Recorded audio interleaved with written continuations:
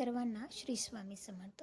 तर सकाळी सकाळी छान अशी ती देवपूजा वगैरे करून घेतली आणि आज म्हटलं तर नवनाथांचा उत्सव म्हणजे धर्मराज बीज होती. त्यासाठी खूप साऱ्या सेवासुद्धा होत्या आणि स्वयंपाकसुद्धा छान स्वयंपाकसुद्धा बनवायचा होता. धर्मराज बीज जयंती असल्यामुळे म्हटलं सेवा आहे तर छान अशी सकाळी साडी घातली, देवपूजा केली.